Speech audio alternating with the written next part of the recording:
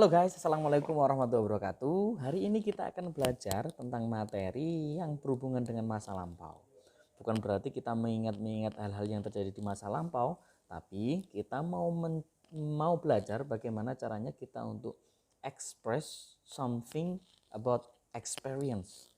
Bisa jadi kamu punya pengalaman yang sedih atau mungkin pengalaman yang membahagiakan, or maybe a funny experience. Nah, bagaimana sih caranya untuk mengungkapkannya, bisa berupa teks atau berupa narasi ya.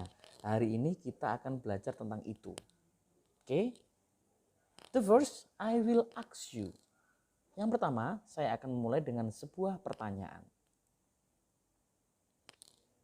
Do you have experience? Semua pasti punya pengalaman. Nggak mungkin ada yang nggak punya pengalaman. Kenapa? Karena kita dilahirkan di masa lampau. Nah, kecuali kamu lahir sekarang, jadi kamu belum punya pengalaman.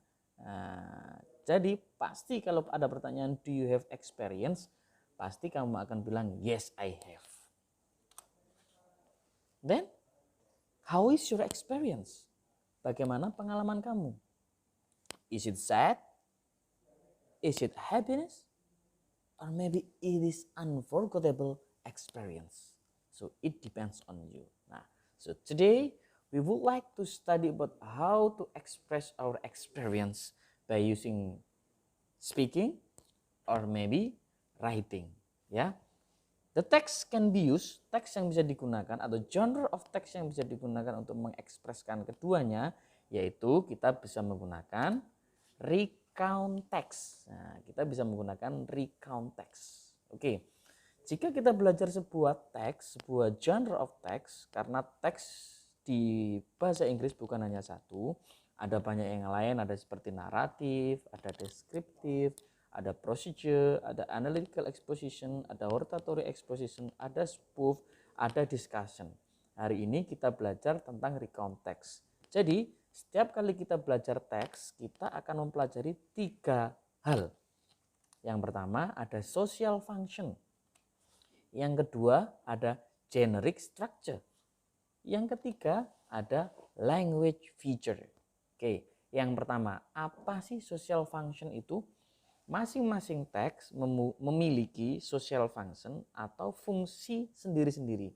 Nah, jadi di masing-masing teks di dalam bahasa Inggris mempunyai fungsi sendiri-sendiri. Contohnya di recount text. Recount text, what is the social function of recount text? Apa sih fungsi sosial dari recount text? Fungsi sosial dari recount text is to tell past event or experience. Jadi fungsi dari recount text sesuai dengan yang kita bahas sebelumnya untuk menyatakan atau untuk menceritakan suatu kejadian-kejadian di masa lampau atau berupa pengalaman. Nah, kalau kamu punya pengalaman yang lucu dengan teman-teman kamu atau mungkin pengalaman sedih with someone or with something, kamu bisa mengekspresikannya atau menggunakan recount text as a media to express this all. Yang kedua, generic structure. Generic structure itu apa? Generic structure itu adalah structure paragraf. Jadi di paragrafnya kita akan dipermudah, dibantu dengan apa sih paragraf-paragraf dan seperti apa sih paragraf-paragraf dari konteks, sehingga nanti kita nggak running the bush, kita bercerita terus nggak ngerti, nggak tahu bagaimana cara mengendingnya. Nah, di teks, di genre of text you will know generic structure. Nah, generic structure dari konteks sendiri ada 3. Yang pertama ada orientation, yang kedua ada events, yang terakhir ada reorientation. Oke, selanjutnya kita ke language feature. Language feature adalah ciri kebahasaan. Bisa dari kata-katanya, bisa dari kalimatnya, bisa dari penggunaan tensesnya. Dan yang paling penting di sini yang saya tekankan adalah language feature yang digunakan di recount text menggunakan tenses di masa lampau. Apa itu? Yaitu simple past tense. Oke, selanjutnya kita akan membahas lebih detail tentang what is the generic structure, what is the explanation of generic structure, and how is the generic structure of recount text. Now let's continue the explanation. Okay? Oke, generic structure seperti yang sudah Mr. Sam tadi bilang bahwasanya generic structure itu adalah susunan paragraf. Jadi susunan ini tidak boleh dibolak-balik, harus sesuai dengan rumus. Kalau tadi kita bilang ada orientation, ada events, ada reorientation. Berarti susunan paragrafnya akan dimulai dari orientation dulu, terus dilanjutkan dengan events, terus ditutup dengan reorientation.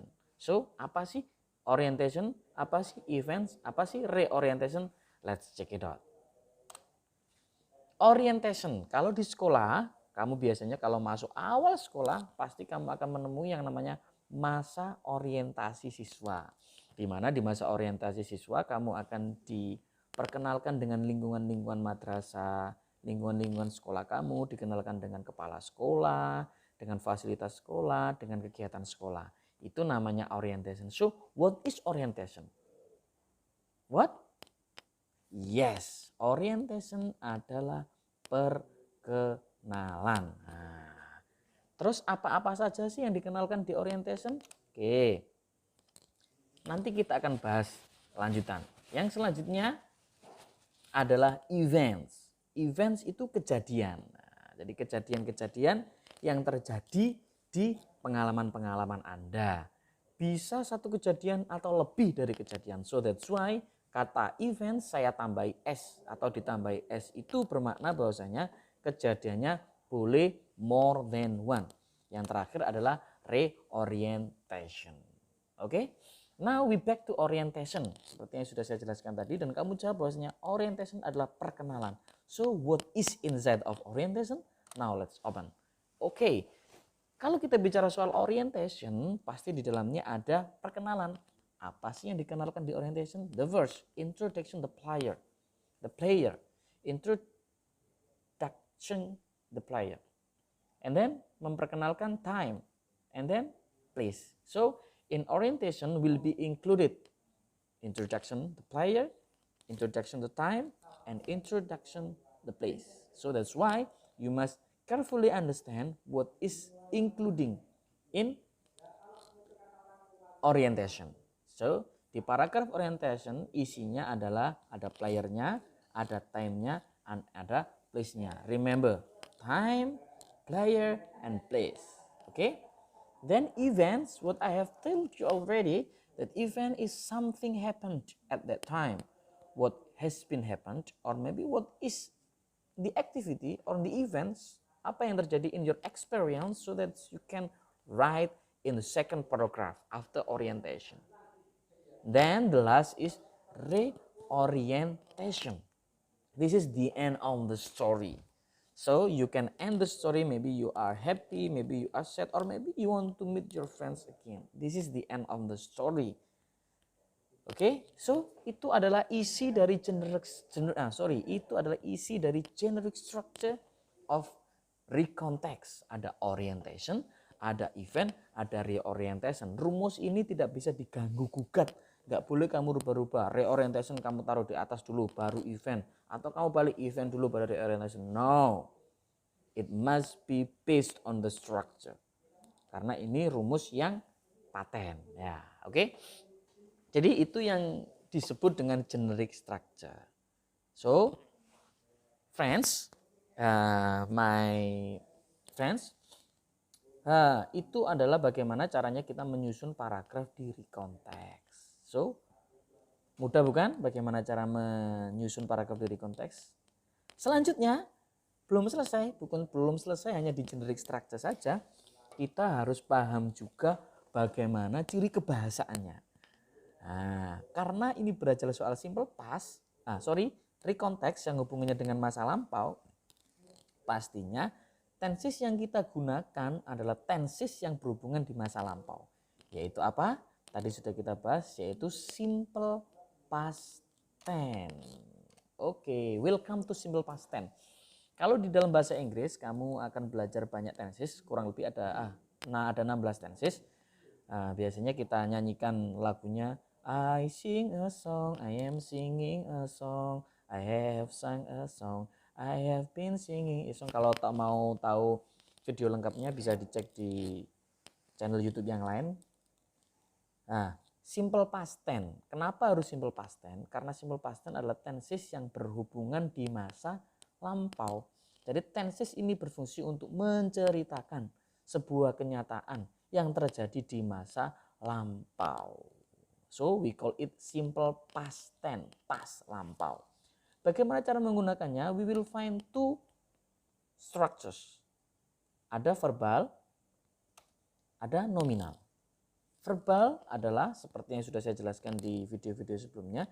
Verbal adalah kalimat yang memiliki kata kerja aktif. Sedangkan nominal adalah kalimat yang tidak memiliki kata kerja aktif tapi digantikan dengan non-action verb seperti to be dan sebagainya. Oke, now let's go to the pattern of verbal simple past tense.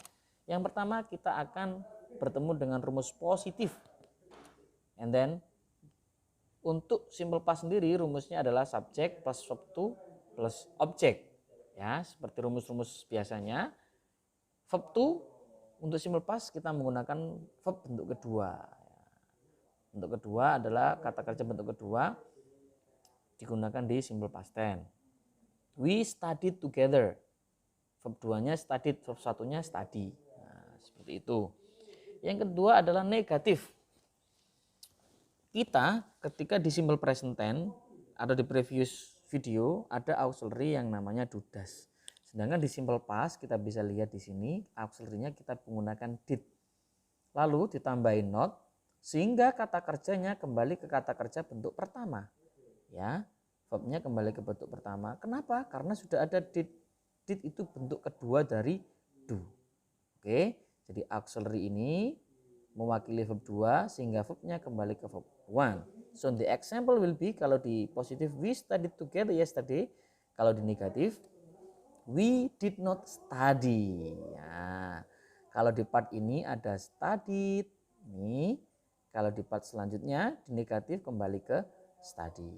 Oke ya. Selanjutnya adalah rumus interrogatif atau pertanyaan atau yes no question. Rumusnya did-nya ditaruh di depan, maknanya apakah? Subjek, verb 1 plus objek. Kembali lagi verb 1 karena sudah ada did. The example will be did we study together yesterday. Ya, ini adalah contoh verbal dari simple past tense. Nah, silakan dilihat. Selanjutnya kita akan belajar di nominal. Nominal rumusnya ada subjek to be to. Nah, to be to. What is to be to? To be to adalah to be bentuk kedua. To be bentuk pertama adalah is, am, are. Tapi kalau to be bentuk kedua adalah was, were. Was, were. Oke. Contohnya we were lazy yesterday. Mister, bagaimana sih? Kapan kita harus menggunakan were? Kapan kita harus menggunakan was? Kalau subjeknya I, you, we, they, he, she, it. Nama orang tunggal, nama orang jamak, kita tinggal pilah-pilah saja. Kalau subjeknya you, we, they, nama orang lebih dari satu, Samsul dan Rizal, itu menggunakan were. Ya, menggunakan were. Tapi kalau I, he, she, it, nama orang tunggal, Samsul saja, kita menggunakan was. Oke, understand ya? Paham, oke. Nanti kalau nggak paham bisa tanya-tanya di kolom komentar saja. Selanjutnya untuk negatif kita tinggal nambahin not di sini. Rumusnya sama. Jadi contohnya we were not lazy yesterday. Terus selanjutnya untuk interrogatif to be-nya ditaruh di depan.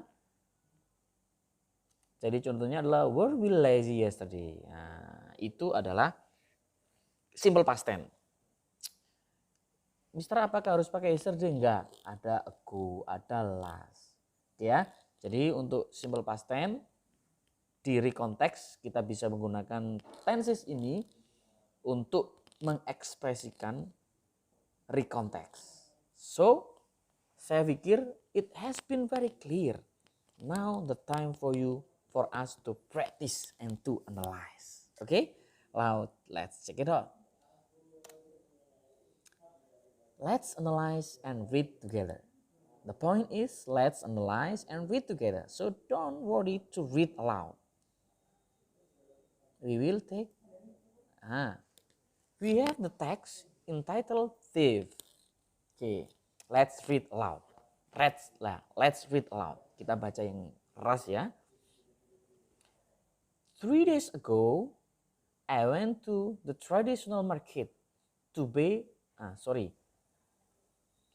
3 days ago, I went to the traditional market to buy some fruits and vegetables. In that market, I saw an accident. There was a thief beaten by a lot of people. It was so terrible. I did not want to take closer and see. A few minutes later, police came and took him. I asked the fruit seller what had happened actually, and she said that the thief tried to steal someone's wallet, but he was unlucky. Someone saw him and shouted loudly, and suddenly some people roughed him up hardly. It was a pity event, and I hoped it would never happen again. Oke, itu adalah contoh dari recount text. Semuanya menggunakan simple past tense. I went, ini menggunakan simple past tense. I saw menggunakan simple past tense. There was simple past tense. Then came simple past tense. I asked ini juga simple past tense. And then someone saw ini juga simple past tense. It was a pity ini juga simple past tense. I hope ini juga simple past tense. So now let's analyze which one, part-part yang mana sih yang menunjukkan orientation, part-part yang mana sih yang menunjukkan events, part-part yang mana yang menunjukkan reorientation. So now let's check the videos. Oke. Yang pertama kita akan membahas orientation karena di paragraf pertama adalah isinya orientation. Oke? Nah, orientation terletak di paragraf pertama. Itu ada 3 days ago I went to the traditional market to buy some fruits and vegetables. In the market I saw an accident. There was a thief beaten by a lot of people. It was so terrible. I did not want to take closer and see. A few minutes later police came and took him. Oke, sesuai dengan apa yang kita bahas di orientation tadi, bahwasanya orientation itu isinya tentang perkenalan. Perkenalan dari waktu, tempat, dan pelaku. Di sini ada waktu kapan? 3 days ago. Pelakunya siapa? Writer, disimbolkan dengan kata I. Posisinya di mana? Ada traditional market. Pelaku yang lain ada thief, ada police. So, ini yang disebut dengan orientation. Perkenalan, waktu, tempat, dan pelaku. Oke? So now, selanjutnya adalah events. Events adalah kejadian. Kejadiannya seperti apa? Let's check it out. I asked to the fruit seller what happened actually. And she said that the thief tried to steal someone's wallet, but he was unlucky. Someone saw him and shouted loudly, and suddenly some people roughed him up hardly. Nah, jadi kejadiannya adalah dijelaskan bahwa situ ada orang yang mau mencuri, tapi sayangnya ada seorang yang melihat, akhirnya dia menangkap dan menghajarnya. Seperti itu. Nah, ini disebut dengan events, kejadian. Yang terakhir adalah reorientation. Penutupnya seperti apa sih? Penutup adalah it was a pity event and I hope it will never happen again. Nah, penutup dari cerita ditutup dengan itu sangat kasihan, kejadian yang sangat mengerikan. Saya harap itu tidak akan terjadi lagi. Nah, this is adalah recount text. Saya percaya bahwasanya you can make it. Nah, kalau kita mau bercerita ya kita tinggal memorize what is the text. Oke? Understand right? Kalau ada yang tidak paham bisa tanya di kolom komentar. Nanti bisa tanya-tanya juga mana yang kurang jelas. Nanti saya juga akan kirim email atau yang ingin berkenan menanyakan lebih closer explanation. Atau juga yang mau request materi selanjutnya bisa tulis di kolom komentar. That's all for the meeting today. Thank you. Assalamualaikum warahmatullahi wabarakatuh.